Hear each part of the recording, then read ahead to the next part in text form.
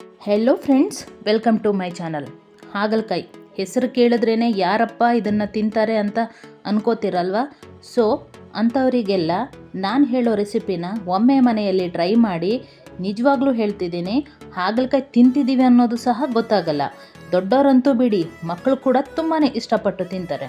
ಬನ್ನಿ ಹಾಗಾದರೆ ಈ ರೆಸಿಪಿನ ಮಾಡೋದು ಹೇಗೆ ಅಂತ ನೋಡೋಣ.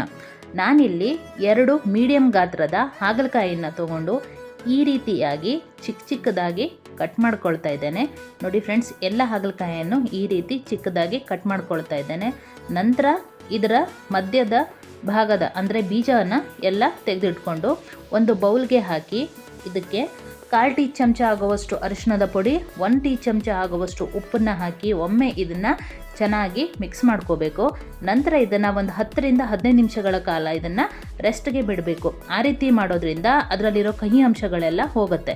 ನಂತರ ಒಂದು ಪಾತ್ರೆಗೆ 2 ಸ್ಪೂನ್ ಆಗುವಷ್ಟು ಎಣ್ಣೆನ ತಗೊಂಡು ಅದಕ್ಕೆ ಒಂದು 5 ರಿಂದ 6 ಬೆಳ್ಳುಳ್ಳಿ ಎಸಳನ್ನು ಸೇರಿಸಿ 1 ಟೀ ಚಮಚ ಆಗುವಷ್ಟು ಕಡಲೆಬೇಳೆ, 2 ಟೀ ಚಮಚ ಆಗುವಷ್ಟು ಕೊಬ್ಬರಿನ ತಗೊಂಡು ಹಾಕಿ ಈ ರೀತಿ ಬ್ರೌನ್ ಆಗೋವರೆಗೂ ಹುರ್ಕೋಬೇಕು. ನೀವು ತುರಿದಿಟ್ಕೊಂಡಿರೋ ಕೊಬ್ಬರಿ ಹಾಕಿದ್ರೂ ಪರವಾಗಿಲ್ಲ, ನಾನು ಈ ರೀತಿ ಇದನ್ನು ತೊಗೊಂಡಿದ್ದೇನೆ.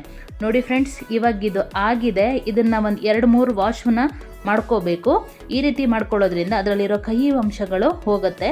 ನಂತರ ಒಂದು ಪಾತ್ರೆಗೆ ಏನು ಆಲ್ರೆಡಿ ಆವಾಗ ಫ್ರೈ ಮಾಡಿ ಇಟ್ಕೊಂಡಿರುವಂತಹ ಮಿಕ್ಕಿರೋ ಎಣ್ಣೆ ಇತ್ತು, ಅದರಲ್ಲೇ ಇದನ್ನು ಹಾಕಿ ಫ್ರೈ ಮಾಡ್ಕೋಬೇಕು. ನಂತರ ನಾನಿಲ್ಲಿ ಒಂದು ಮಿಕ್ಸಿ ಗ್ರೈಂಡರ್ಗೆ 1 ಟೊಮೆಟೊನ ತೊಗೊಂಡು ಆವಾಗ ಏನು ಹುರಿದಿಟ್ಕೊಂಡಿದ್ವೋ ತೆಂಗಿನಕಾಯಿ ತುರಿ ಮತ್ತು ಕಡಲೆಬೇಳೆನ ಅದನ್ನು ಇದಕ್ಕೆ ಹಾಕಿ ಇದರ ಜೊತೆ ನಾನಿಲ್ಲಿ 1 ಹಸಿಮೆಣಸಿನಕಾಯಿನ ಹಾಕ್ಕೊಳ್ತಿದ್ದೇನೆ.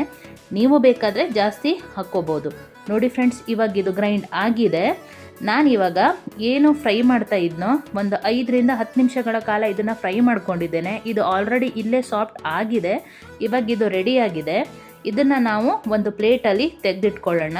ನೋಡಿ ಫ್ರೆಂಡ್ಸ್, ಈ ರೀತಿ ಮಾಡೋದ್ರಿಂದ ಹಾಗಲಕಾಯಿ ಕೂಡ ತುಂಬಾ ಸಾಫ್ಟಾಗಿ ಬೆಂದಿರುತ್ತೆ ಮತ್ತು ಕಹಿ ಅಂಶಗಳು ಸಹಿತ ಕಡಿಮೆ ಆಗಿರುತ್ತೆ. ನಂತರ ಅದೇ ಪಾತ್ರೆಗೆ 1 ಟೀ ಚಮಚ ಆಗುವಷ್ಟು ಜೀರಿಗೆ, 1 ಟೀ ಚಮಚ ಆಗುವಷ್ಟು ಬಡೆಸೊಪ್ಪು, 1 ಟೀ ಚಮಚ ಆಗುವಷ್ಟು ಸಾಸಿವೆನ ಹಾಕಿ ಈ ರೀತಿ ಹುರ್ಕೊಂಡಾಗಿದ್ದ ನಂತರ ಇದಕ್ಕೆ 1 ಈರುಳ್ಳಿಯನ್ನು ನಾನು ಚಿಕ್ಕದಾಗಿ ಕಟ್ ಮಾಡಿಕೊಂಡು ಹಾಕ್ಕೊಂಡಿದ್ದೇನೆ. ಇದನ್ನು ಒಂದು 2 ರಿಂದ 3 ನಿಮಿಷಗಳ ಕಾಲ ಫ್ರೈ ಮಾಡ್ಕೋಬೇಕು.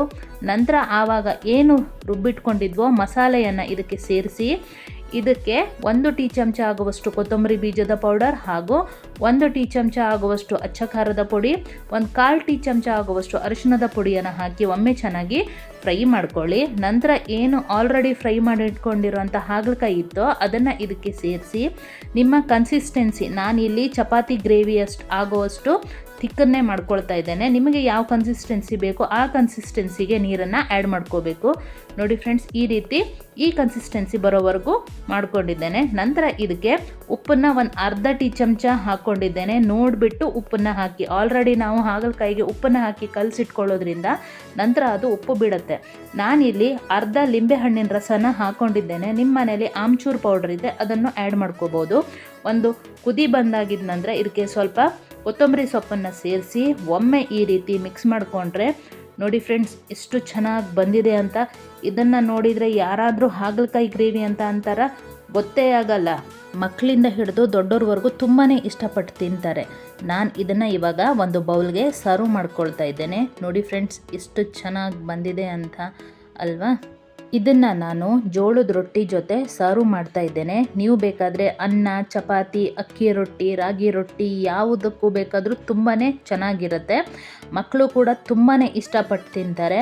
ಇದು ಆರೋಗ್ಯಕ್ಕೂ ತುಂಬ ಒಳ್ಳೆಯದು. ಒಮ್ಮೆ ರೆಸಿಪಿನ ಮಾಡಿ ಹೇಗೆ ಬಂದಿದೆ ಅಂತ ತಿಳಿಸಿ. ವಿಡಿಯೋ ಇಷ್ಟ ಆದರೆ ಲೈಕ್ ಮಾಡಿ, ಸಬ್ಸ್ಕ್ರೈಬ್ ಮಾಡಿ, ಫಾಲೋ ಮಾಡಿ. ಇನ್ನೊಂದು ಹೊಸ ವಿಡಿಯೋಗಳೊಂದಿಗೆ ನಿಮ್ಮನ್ನು ಮತ್ತೆ ಭೇಟಿ ಆಗ್ತೀನಿ. ಅಲ್ಲಿಯವರೆಗೂ ಥ್ಯಾಂಕ್ ಯು ಫ್ರೆಂಡ್ಸ್.